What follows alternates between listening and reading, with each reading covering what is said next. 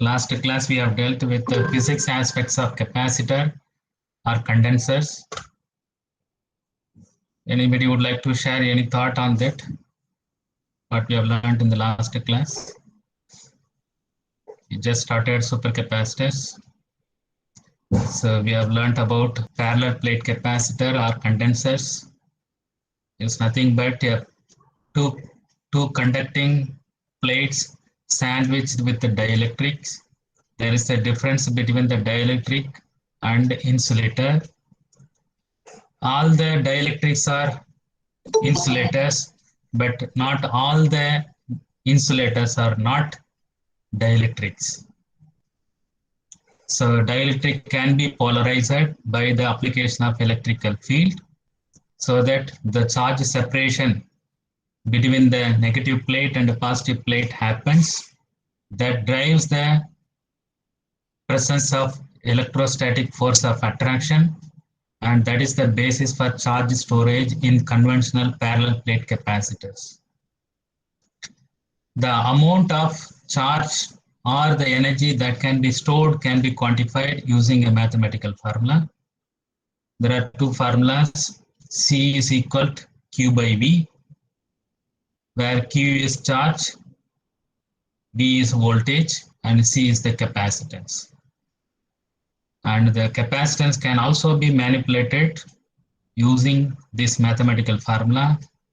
C is equal to epsilon 0, epsilon into A by D, where epsilon 0 is the relative permittivity in air and epsilon is relative permittivity in other than air material. And A is the area of the plate that is in contact between the two plates, and D is the distance, separation between the two plates. So we have also seen that the capacitance or the magnitude of the charge storage in a parallel plate capacitor can be largely influenced by these three parameters, namely the dielectric material.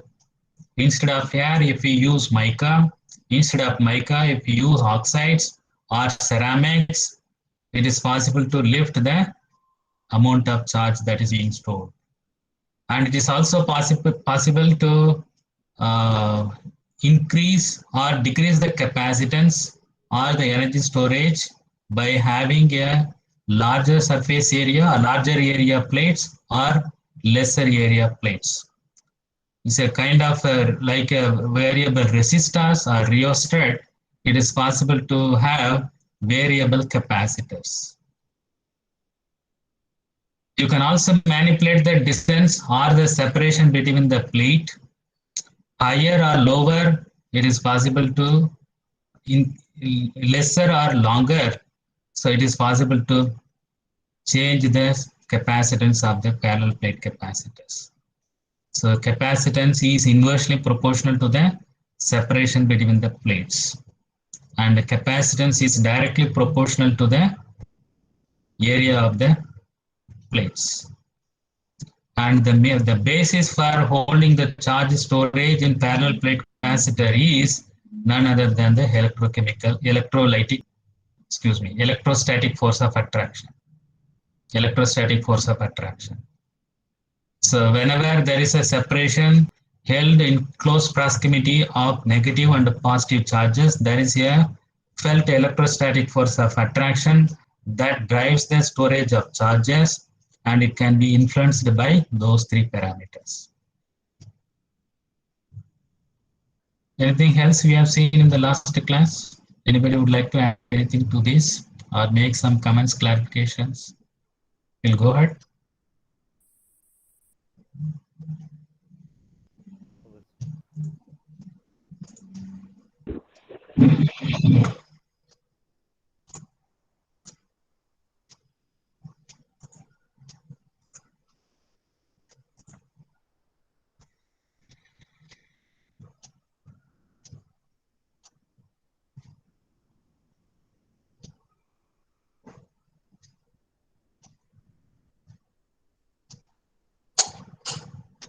So is my screen visible? Yes, sir. Yes, sir. Okay, so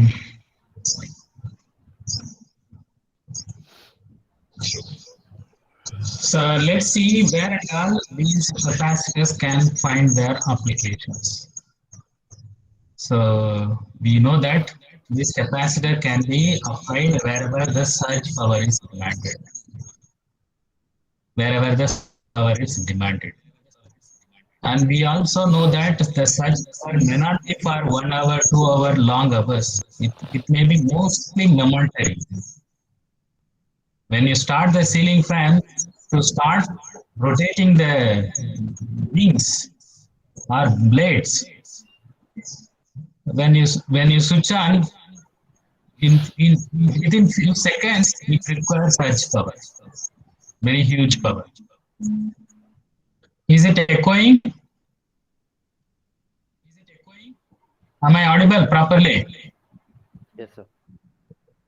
Yes, sir. I'm, Yes, sir. I'm, Yes, hear- sir.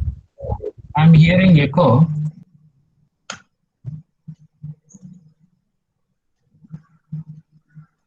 Praveen, Nurul, all of are opened. That's echoing. Is that okay? Uh-huh. Yes, sir. Okay. Okay, okay. And you see here, so wherever high power is required, it may be a demand or it may be to backup. So these capacitors can serve the purpose. And we all know that any electronic device requires constant power or reliable power. I won't say constant power, reliable power. Okay. So if varying variable powers are supplied to any consumer electronics, and there is a danger that it's is going to be in danger, or the lifetime of such devices will be reduced. So laptop requires at least 40 watts of power, minimum 40 watts of power it has to be delivered. If through grid, if suddenly 80 watts are supplied, what will happen to this laptop? And a normal smartphone requires about so maybe 6 watts of power. Suddenly 12 watts of power is supplied to a mobile phone. What will happen to the mobile phone? Or maybe you can think of other way around also. Instead of 40, if the supplied power is only 20 watt, how the laptop will function properly? How long it will function? So reliable power is very important for effective or better longevity of an electronic device. And in many cases, to start, very power is demanded, very high power. That may be 1 to 60 seconds. 1 to 60 seconds. And places like energy generation from renewable resources, it may be solar panels or wind turbines. The power generated from the solar panel or wind turbines are not always constant.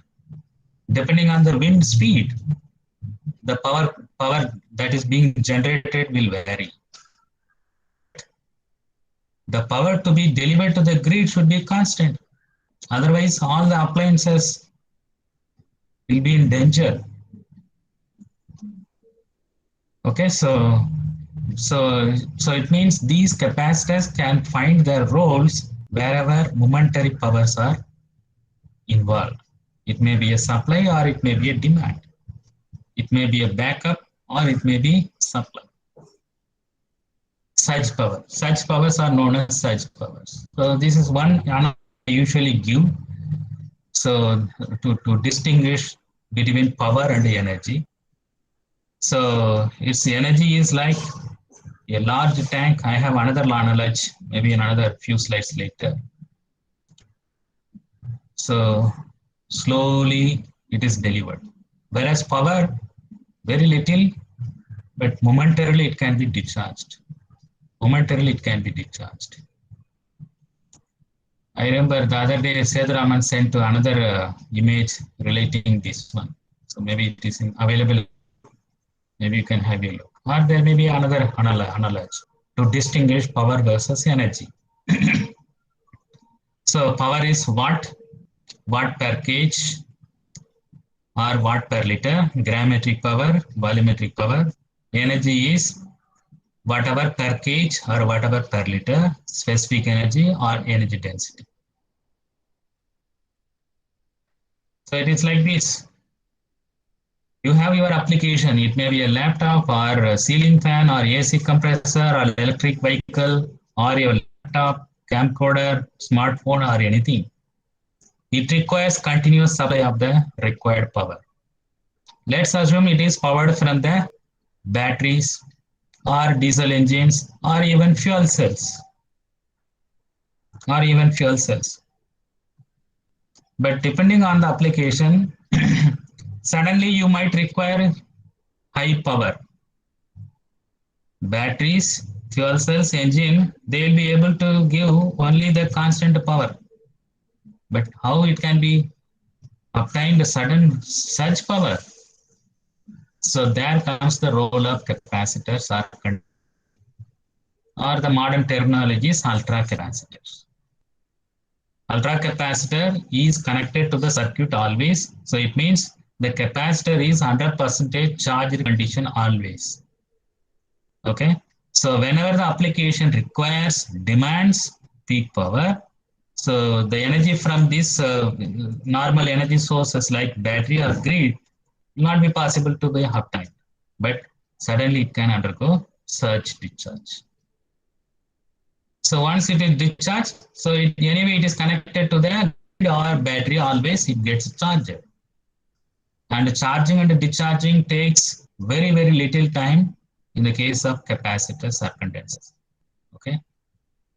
I'm sure very much you would have seen it is available in the AC compressor or your ceiling fan or wherever, as I told, motors are.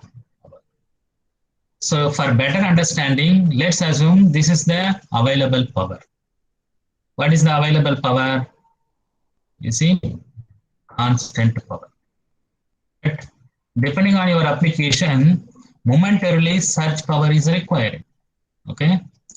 So up to this point is okay, available power and the required powers are same. But at this point, at this moment, the required power is huge momentarily. It may be a few seconds, maybe milliseconds or minutes, but available power is only this much. So intermittently, required power is huge, but available power is constant.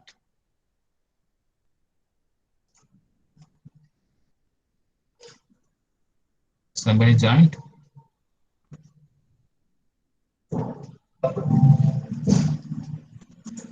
So how to compensate this momentary power? So if you have your supercapacitor or capacitor or condenser, so it can support that auxiliary power. So that the power for the system is met or the required power for the system is met. Even momentarily surge power is met. On the other hand, let's see, required power is constant. Required power for functioning of any consumer electronic or any electronic device is constant. Anyway, it should be constant. But available power is not constant. It is variable, dynamic. Momentarily surge power is coming. Such a huge power, if it is supplied to the consumer electronics or any electronic goods, definitely it will damage. Definitely it will damage.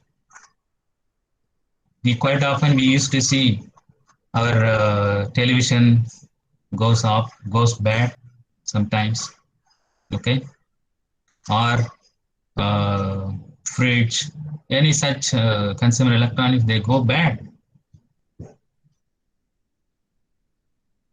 Sometimes mostly because of this surge power issues.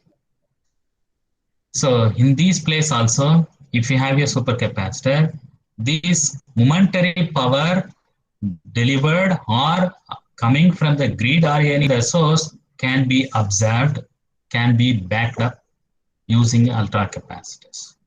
So very important. So that the power for the consumer electronics is sent constantly. So you see that these capacitors can find the role to supply the peak power as well as to absorb the surge power, so that the power for the system is delivered at a required speed, required rate. Very important. So the capacitor can be classified into three types based on the type of the materials that is being used. If you use mica as a dielectric, such capacitors are called mica capacitor, very much available in the market. So if you want to have a larger capacitance, go for ceramic capacitors. So silicon carbide, barium titanate, some polymers, etc. Ceramic capacitors, or aluminum and electrolyte are the components. Then we have electrolytic capacitors. So based on the type of the materials, we have three types of capacitors: mica capacitors, ceramic capacitors, electrolytic capacitors. So based on the operating principles, the capacitor can be classified into three types: electrostatic, electrolytic, electrochemical, AA capacitors. I have another type of 2-3 types of classification. As we go along, I'll be. So electrostatic, as the name implies, is a parallel plate capacitors. If you replace a solid dielectric matrix with the electrolyte, either it can be electrolytic or electrochemical AA capacitors. Let's see the features of mica capacitors. I'm sure this kind of a capacitor you would have encountered, would have seen. So the charge storage varies from 1 picofarads to 0.1 microfarads. It might look very low, but this much power is demanded depending on the applications. So in order to increase the capacitance or increase the voltage, either connect in series or in parallel. You see that? So looks like one capacitor, but stacked. It can be stacked like this in series or in parallel. So mica capacitors would deliver very low capacitance, 0.1 picofarads to microfarads only. But the moment you replace the mica with the dielectrics, you can see that hundreds of times the capacitance can be increased. From 0.1 microfarads to 100 microfarads, 2 orders of increase in the capacitance or the charge stored. And this becomes bulky. Of course, the voltage also becomes larger. Voltage also becomes larger. So better dielectrics are presented here or can be loaded here. So it may be a silicon carbide, some oxides, some polymers. Application of potential will separate the ions into layers. Negative ions one side, all the positive ions in another side. Very large capacitance, and the voltage can be as high as 6,000 volt. Capacitor with the delivery capability to deliver 6,000 volts can be obtained if you use ceramics as a capacitor. So if you compromise the voltage, but if you want to increase the capacitance, you can go for electrolytic capacitors. So typically aluminum foil with the help of liquid electrolytes. So you can see that. So you can have a capacitance. How much capacitance? How many orders? 5-6 orders increase. Almost farads. 1 farads. or 2 farads. From 0.1 microfarads to 100 microfarads to now 2 farads. 6 order increase in the capacity can be realized if you replace the dielectric materials.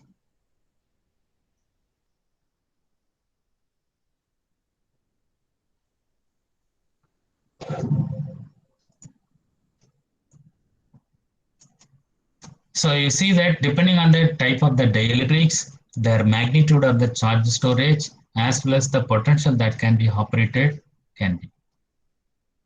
So electrolytic capacitor could be able to deliver large capacitance, whereas microcapacitors very low capacitor, but it can be tiny.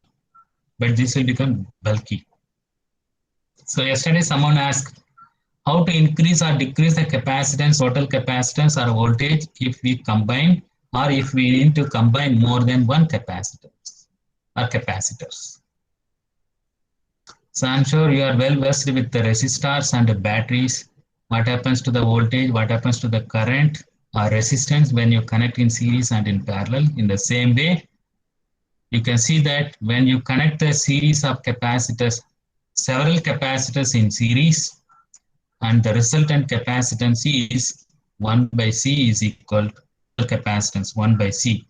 Inverse of the total capacitance is additive of inverse of each capacitance. 1 by C1 plus 1 by C2 plus 1 by C3, etc., etc. How many number of capacitors you add in a series, and you take inverse of them and add them together, and that is the inverse of capacitance. Okay, I have problem, I think, numerical problem I have, maybe towards the end of this unit. So voltage is adds up. So the total voltage that can be applied is additive in a series. Similarly, so this is another version, another configuration. You can connect the capacitors in parallel. So the capacitance here is normal additive, not inverse additive. Voltage remains same and the capacitance become normal additive. So the total capacitance of a multiple capacitors connected in parallel is combination of all the capacitors. So if you have 10 capacitors, each is having 1 farad, you are going to get 10 farads of capacitance. And if it is a 2 voltage capacitor and the voltage remains 2 voltage. Whereas here, the capacitance is inverse additive and the voltage is normal additive, resultant voltage. This is the distinction. I think I have some problem, numerical problem. So I think this is another version. 2 capacitors are connected in series and you get inverse additive, and 2 capacitors are connected in parallel and you get normal additive. Or you can have a parallel and in series. So depending on them, so you have to take. Okay, so many capacitors arranged in series, still you have to take inverse additive.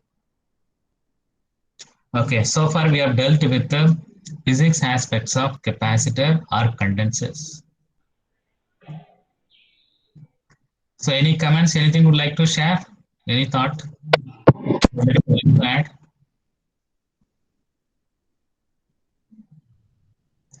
So if not, we will move. Let's move to the supercapacitors.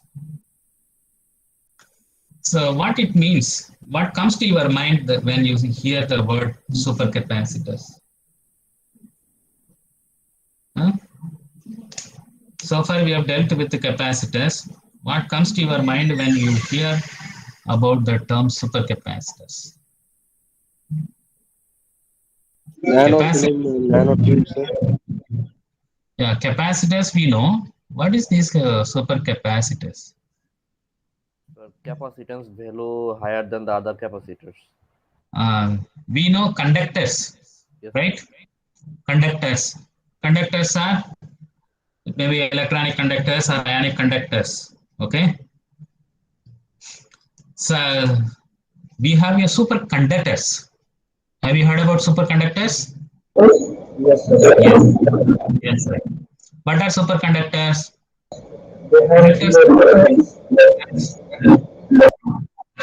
Conductors with zero resistance are known as superconductors. Conducting materials with zero resistance are known as superconductors.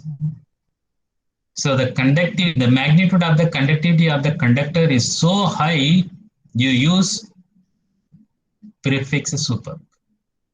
Or generally anything or anybody extraordinarily performing. It may be a person or a system or a material or a device. We tend to use prefix super. In cricket, you would have heard sixes. Yes. Super six.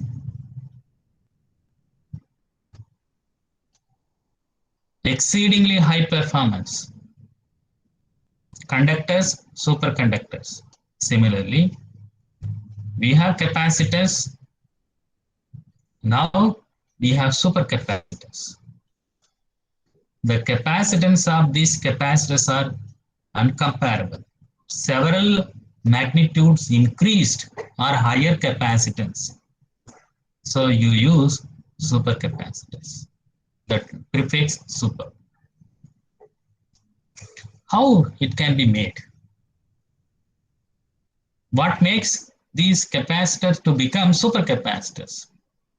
And by the way, many a time these supercapacitors are also called as ultracapacitors. I will explain, I will rationalize why it is called ultracapacitors. Let's see what is supercapacitor or what are supercapacitors. So just now we have completed that you take two conducting plates sandwiched with a dielectric matrix. Depending on the area and the dielectric material, you are going to get some capacitance C. Now, you replace the dielectric material with some electrolyte. If you still maintain the parallel plates like titanium, aluminum, you are going to still get electrolytic capacitors. Now you remove the conducting plates, replace with the large surface area, for that matter any material. Need not be a metal, it can be even carbon. Or it can be even oxide. It can be even oxide. As simple as magnesium oxide, as simple as zinc oxide. Need not go for redox materials or Faradite material, which will undergo some electrochemical reaction. A simple oxide having one condition is large surface area. So this is the basis. If you have a large area, in the case of parallel plate capacitor, you are going to get larger capacitance. Or if the separation of the parallel plates are less, you are going to increase the capacitance. Now you take this point, increase the area, not the plate area, but the working surface area. Surface area of oxides, surface area of carbon. Larger the area of the oxide material or larger the surface area of the carbon material, you are going to get larger the capacitance. And now you keep the dielectric material, maybe some solution. It may be acid or base or sometimes neutral also. But only requirement is that electrolyte should be able to create the ions when the potential or electric field is applied.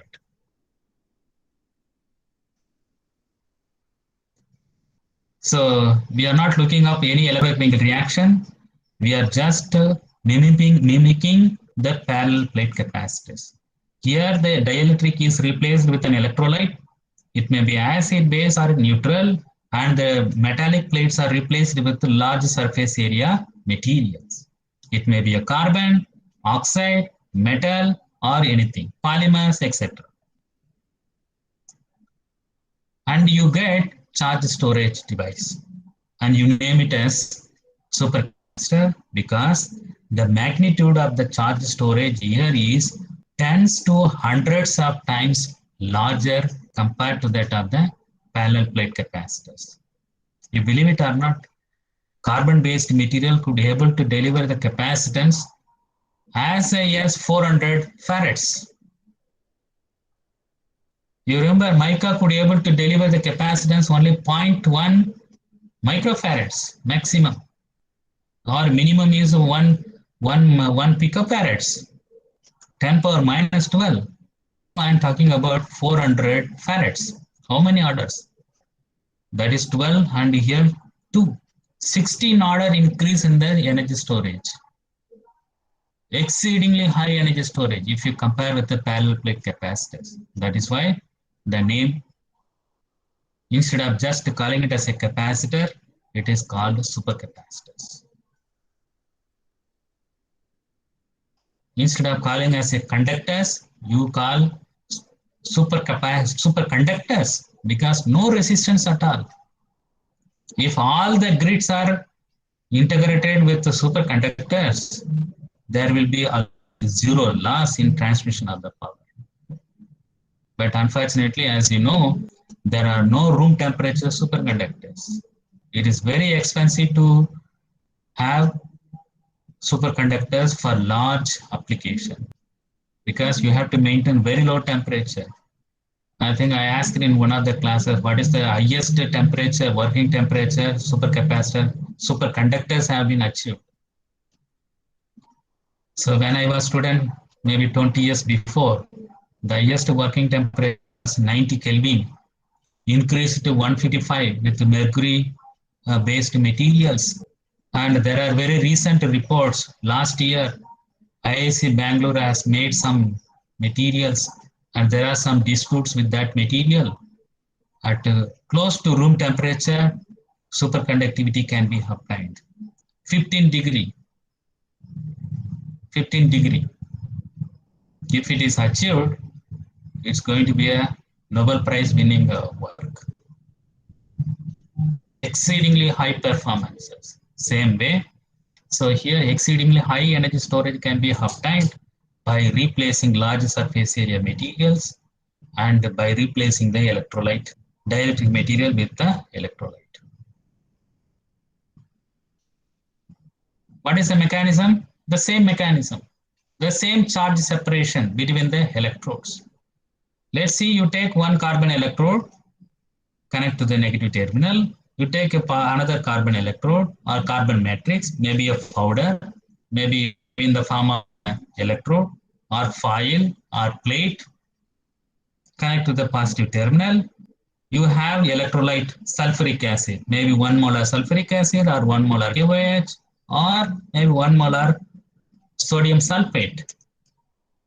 Now you apply the potentials. What will happen?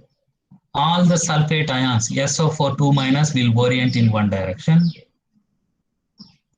and all the H+ ions will orient in another direction. Only charge, the negative and positive charges, here negative and positive ions. Similar conditions, similar charge separation can be visualized, we can have in the supercapacitors. Same electrostatic charge separation is the basis for charge storage in EDLC. I will define what is EDLC. So let's see why it is called ultra capacitors. What does that mean? Have you heard about the term ultra? Ultra weight. Have you heard about ultra weight? Lightweight. Ultra means light. LIGHT, light.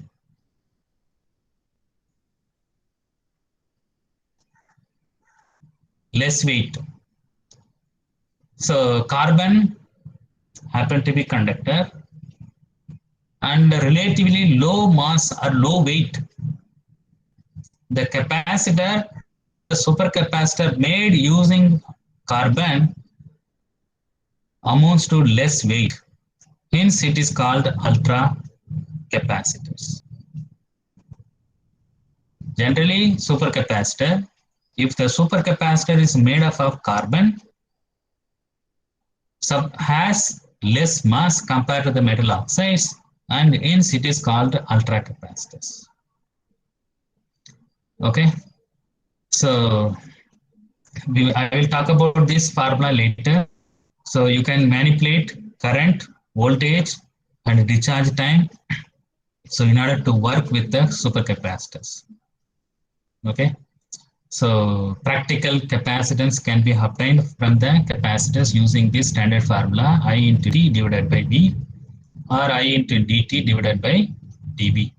I is the discharge current, T is the discharge time or change in discharge time, and V is the voltage or dV is the change in voltage. Let's go further. Let's go further. You take a substrate, it may be a stainless steel or aluminum, coat with the carbon, lightweight carbon. Carbon itself is lightweight, even if it is a graphite. And we have variety of carbon. We have graphite, amorphous carbon, disordered carbon, carbon nanotube, graphene oxide, graphene nanofibers, or reduced graphene oxide.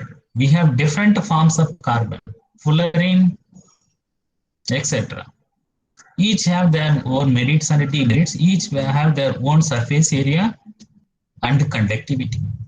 Depending on the method of material, method of preparation, and the type of the material, the surface area as well as the conductivity. So let's say you take carbon, some carbon, and coat on the substrate, separate it in order to avoid the short circuit, then held it with the electrolyte. Held it with an electrolyte. Now you take these two terminals, connect to the voltage source. What will happen? What happened in the parallel plate capacitor, same thing will happen. Separation of ions will take place. And you can have this close proximity of these electrodes since you have the separator. This separator will allow ions to exchange. So when the voltage reaches the voltage of the voltage source, when the voltage of the device reaches to the voltage of the voltage source, so we have equal number of negative ions one side and positive ions, charge separation. So there will be an electrostatic force of attraction, and there is a creation of double layer. We call it as a double layer. And larger the area of the carbon, so better the interaction with the electrolyte, larger the charge separation. Larger the charge separation of the ions, or large amount of ions are separated, so large force of attraction, higher the charge storage you can have it. You can manipulate, you can increase, decrease by having the large surface area or lesser surface area. So you can connect in series or in parallel so that you can increase the charge storage or decrease the charge storage based on that. This ESR is nothing but equivalent series resistance. So quite often when you connect two devices or more than one devices in series or in parallel, there is a contact resistance. Okay, instead of taking a wire separately or connect it in series or in parallel, you stack them together so that you can decrease the resistance. What resistance? Equivalent series resistance. So that you can increase the required demand of the capacitance. Okay, so when I say electrolytic capacitor or electrochemical capacitor, it can be further subdivided into two types. This is where the active research is going on currently throughout the globe. Electrochemical capacitors can be divided into two types. Simply, two types. The first one is non-Faraday capacitors, also known as electrical double layer capacitors, simply EDLC, electrochemical double layer capacitors, EDLC, and it is non-Faradaic. As the name implies, there are no Faradaic reaction. Faraday, father of electrochemistry, maybe one can name. So Faradaic reaction means there is a redox reaction. Non-Faradaic is no redox reaction is taking place. It means no transfer of charges taking place. It's only charge separation in the case of EDLC. The another type is pseudocapacitors. They also store the charges, energies, but not on the basis of electrostatic force of attraction or charge separation, but here definite charge transfer taking place. There is an electron transfer process is involved. There is a definite Faradaic reaction is involved in pseudocapacitors. And they are also known as Faradaic capacitors or redox capacitors. The best example for EDLC materials are carbon-based materials. Carbon material. They facilitate only charge separation. The best example for pseudocapacitor or redox capacitors or Faradaic capacitors are metal oxides, not magnesium oxide, aluminum oxides. I'm talking about nickel oxide, cobalt oxide, iron oxide, maybe copper oxide, etc. They will have one or more Faradaic reactions. Or hydroxides, polymers, wherever there is a redox reaction, the best example. I think this cartoon will give you better information. So supercapacitors are electrochemical energy storage devices storing the electricity or the charges in the form of electrochemical double layer in the case of EDLC materials, and storing the charges in the form of a redox reaction in the case of this Faradaic capacitors. You see here? Here they are not parallel plates, conducting plates. It may be a carbon electrode, or even it can be a non-Faradaic material, oxide materials like magnesium oxide, aluminum oxide, etc. And when you apply the voltage source, the ions are getting separated. There is a separation of negative ions one direction, positive ions in another direction. There is a creation of separation of charges, and there is a creation of double layer. A one layer of negative ion, another layer of positive ions. Two layers are created in a single device. That's why it is called double layer capacitors. It's a capacitor. The capacitance is based on the double layer formation. We have 4 or 5 theories we will be learning about. How this double layer is formed, how much is the capacity you can have it, we can quantify. It is charge separation at the electrode-electrolyte interface. What is electrode and electrolyte interface? You see that this charge separation is not extending to the bulk material, bulk electrolyte. It's only at the close proximity of the electrode. We call it as an interface. At the interface of electrode and electrolyte only few angstrom or few nanometers from the electrode surface to the few nanometer distance only this charge separation is felt. After that, bulk ions are there.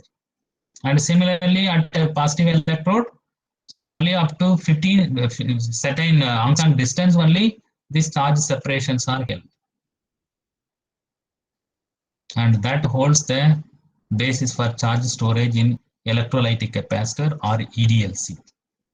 EDLC or EDL, electrical double layer capacitor, are simply called as electrical double layer. Whereas in the case of redox capacitor or Faradaic capacitor, as the name implies, there are one or more redox reaction taking place. transfer of charges taking place. Charge transfer process is also known as electron transfer process. So electron transfer process are redox process. Nickel oxide becomes nickel oxyhydroxide, or there is a change in the oxidation state. Mostly there may be a change in the oxidation state, or there can be insertion also due to redox process. Also come under redox reactions. Let's go further. Details on EDLC, electrochemical double layer capacitors. So mostly carbon-based materials are examined or reported for this type of EDLC capacitors. Am I audible? My screen is visible. Yes, sir. Yes, sir. Mostly carbon-based materials are examined or utilized for developing electrochemical double layer capacitors.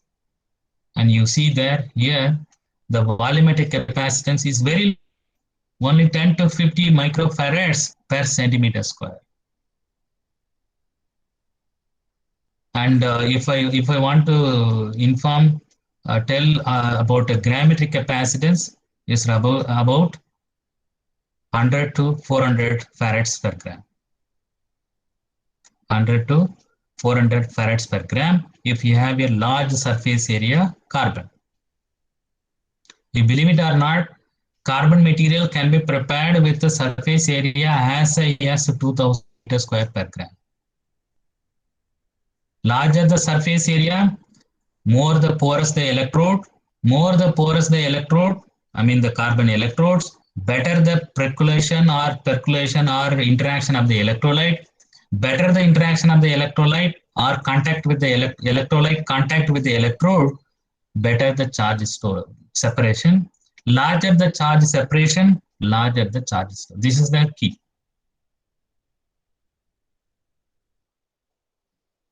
This is the key. And there are no redox reaction taking place. There are no redox reaction, no Faraday reactions taking place. Energy storage, charge storage is merely by charge separation at the electrode-electrolyte interface. I told you that, so this charge separation occurs at the close proximity. At that close proximity, you see that, so it is only few distance the charge separation is felt, typically. Few angstroms, maybe 10 nanometer, 50 nanometer. It will not extend to this much. But here bulk ions are there. Amazingly, the charging and discharging of this EDLC device can be as high as 1 lakh times. With the EDLC material, it is possible to charge and discharge 1 lakh times, more than 1 lakh times.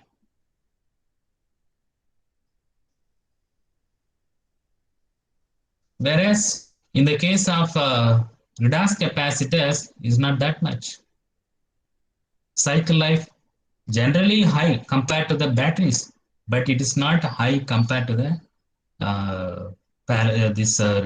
EDLC materials. Maybe I should come back to this point later. Please make me remember why EDLC materials will give large cycle life compared to the Faraday materials. We will come back to that after seeing the redox capacitors. On the merits and demerits of EDLC, larger the surface area, larger the capacitance you can have compared to the parallel plate capacitors. Uncomparable cycle life compared to the redox capacitors and compared to the batteries. And it can be operated at even elevated temperature and having much better safety. And nanomaterials, nanostructured carbon materials are much explored for these purposes. Carbon materials very much can be explored for EDLC application with a cycle life at least 1 lakh times. But only one symptom with this EDLC devices are energy densities are low when compared to the batteries. What are redox capacitors or pseudo capacitors? So they store the charges by means of electron transfer process or redox process or Faraday process. There is a definite transfer of electrons.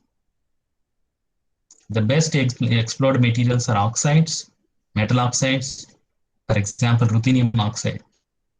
This used to be a popular material 20 years before during my PhD times. 800 farads. Okay, so 800 farads per gram was reported, the best reported capacitors. 800, someone gets 800 means it is amounts to a very high profile journal publications 20 years before. But now I would say we have crossed even 2000 farads, even in our lab in Pondicherry University, in our department, with our material. But 20 years before, this ruthenium oxide was wonder. It was fascinating material. The basis for charge storage in this is there is a adsorption desorption of H plus in the hydrous ruthenium oxide. So it is not exactly electrostatic force of attraction. It's a kind of redox reaction. I have better materials. They have much redox behavior. Nickel hydroxide or polyaniline, they all have associated redox reactions.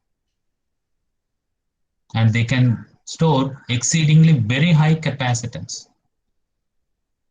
Here you need not have a large surface area, but only the material should undergo reduction or oxidation on the surface. So you get very high capacitance. You get very high capacitance compared to the EDLC material, much more compared to the parallel plate capacitors. Of course, if you have a larger surface area, here also it is going to be an added advantage, but that's not very important. You can have a Faradaic material. If we have a surface area larger, it's added advantage. But in the case of EDLC, if you have a lesser surface area, you are going to get less surface area, or vice versa. But so relatively, capacitance is very high. When the capacitance is high, energy density can be high. I'm talking about relatively compared to the EDLC. I'm not comparing the batteries. Cycle life is limited. I'm comparing with the EDLC material. Less cycle life compared to the EDLC materials. The most extensively explored materials are polymers and metal oxides. When I say metal oxides, not like magnesium oxide, aluminum oxide, I'm talking about trans metal oxides. Nickel oxide, cobalt oxide, zinc oxide. Zinc oxide is also to some extent copper oxide, such materials. Single oxide, double oxide, perovskite oxides. Wherever the metal ion can undergo redox process, their oxides, sulfides, hydroxides are the best examples for these redox materials or Faraday materials.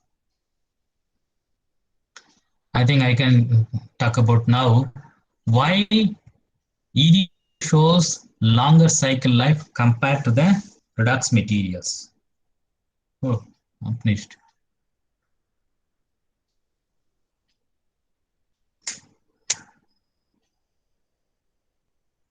Compared to the redox capacitors, EDLC shows longer cycle life. Can anyone give some response? If you get anything, why carbon-based materials can provide longer cycle life when you apply them as an EDLC material compared to the redox material, maybe oxides, polymers, etc.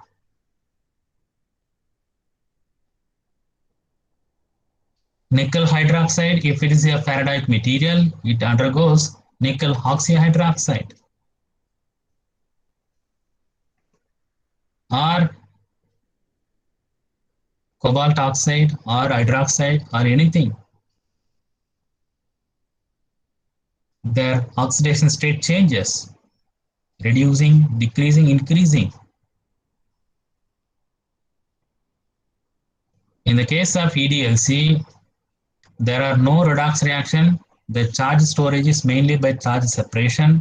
It means the material structure or the composition is not undergoing any change. Carbon remains same carbon. Only on the carbon ions are attached. Whereas in the case of pseudocapacitor or redox capacitor, the material changes. Nickel hydroxide changes to nickel oxyhydroxide. Cobalt hydroxide changes to cobalt oxyhydroxide. Or even if it is a nickel oxide doesn't remain same nickel oxide. Its oxidation state changes. There is a compositional changes, there is a material changes. Nickel hydroxide is different, nickel oxyhydroxide is different. Volume of this nickel hydroxide is different and volume nickel oxyhydroxides are different. Structure of this is different, that also different. So during charging or discharging, it changes between the nickel hydroxide into oxyhydroxide. And we cannot expect 100% reversible. It should be ideal in the case of ideal, it should be 100%, but there are no ideal. Hence, you have limited cycle life in the case of redox capacitor or Faraday capacitor. But still, that cycle life is uncomparable compared to the batteries. But relatively less when you compare with the EDLC material. That's the main reason.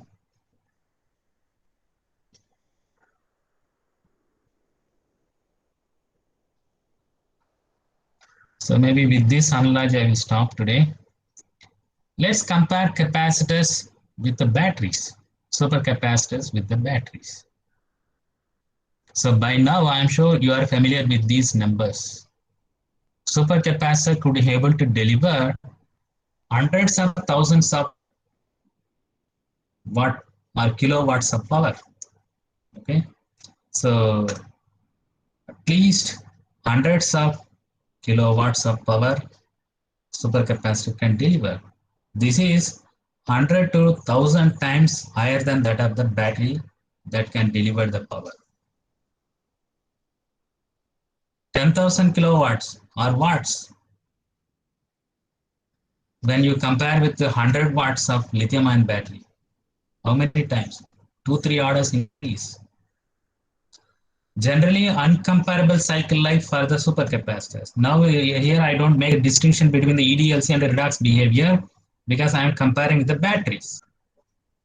Batteries, even the best battery, how many times you can charge and discharge? In the case of lithium-ion battery, 1000 times to 3000 times. But here 1 lakh times. How many order increase? 2-3 order increase in the cycle life. So many times you can do charge and discharging. Uncomparable cycle life.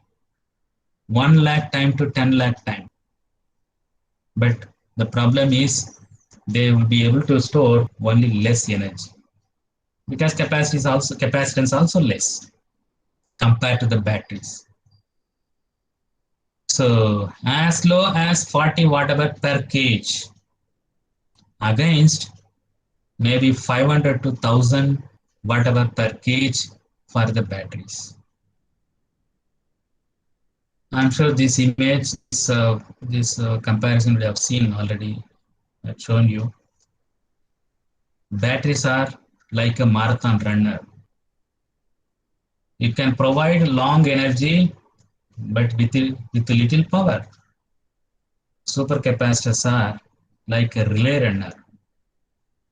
Short distance, but deliver very high power. Momentarily, very high power. Best example, best analogy. It's just analogy, nothing great in that. I have another analogy. So maybe we'll stop now. Maybe we'll take up in the next class. If anybody would like to add anything, you can do so.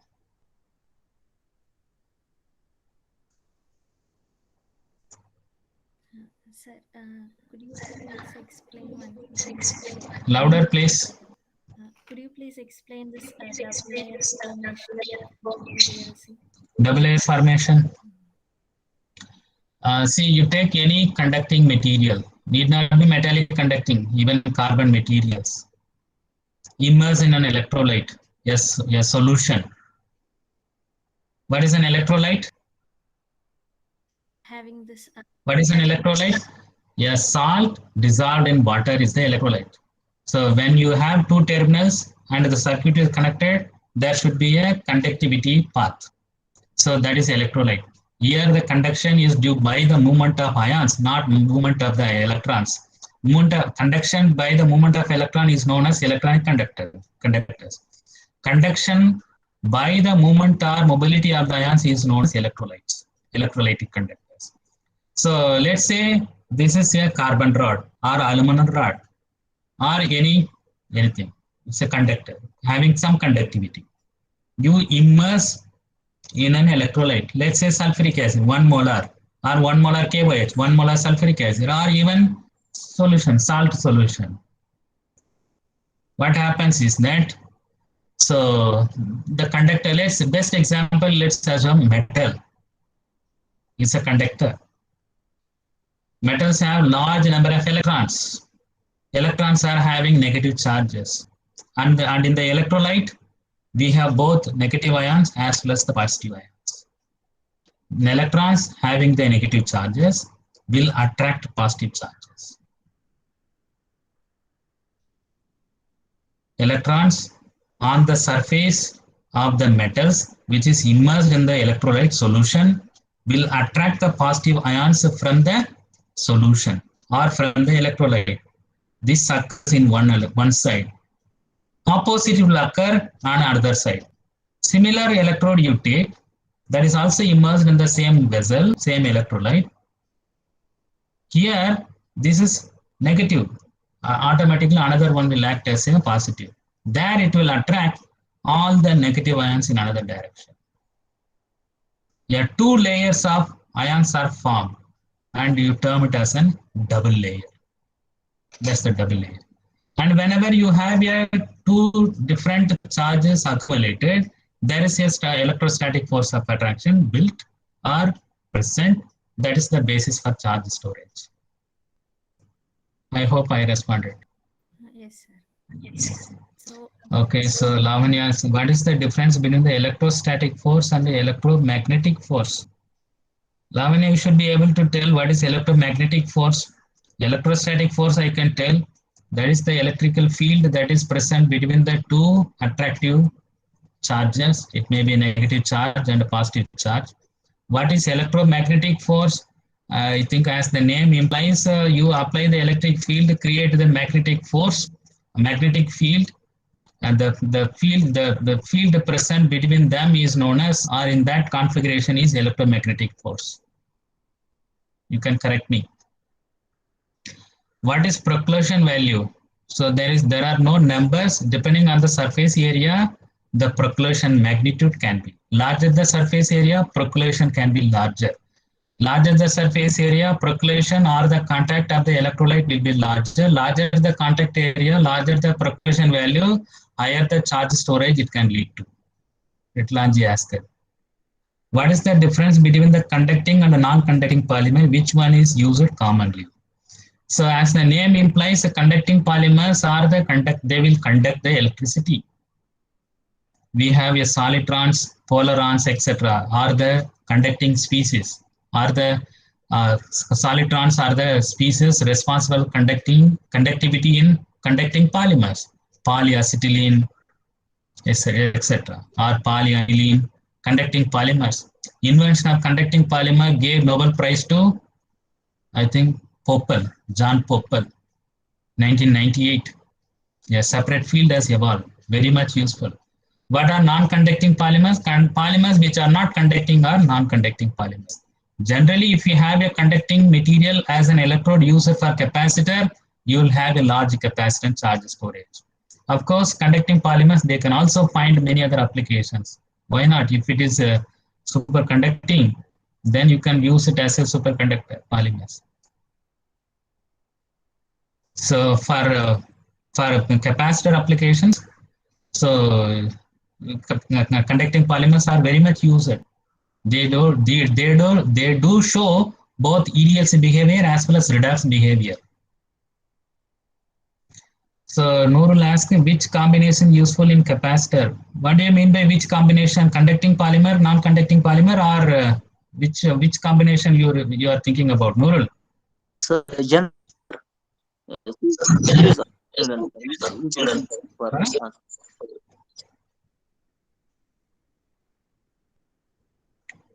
Which combination you are referring?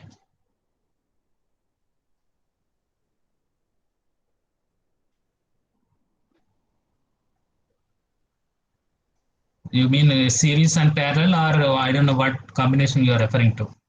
Sir, I mean the series and parallel, sir. Series and a parallel. Yeah. So depending on your requirement of the capacitance or the voltage, you connect either in series or in parallel.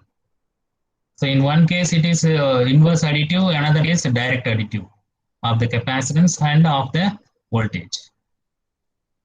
Okay. We'll stop now. Okay, sir. Thank you. Yeah. Take care. See you. Bye. Thank you, sir. Thank you.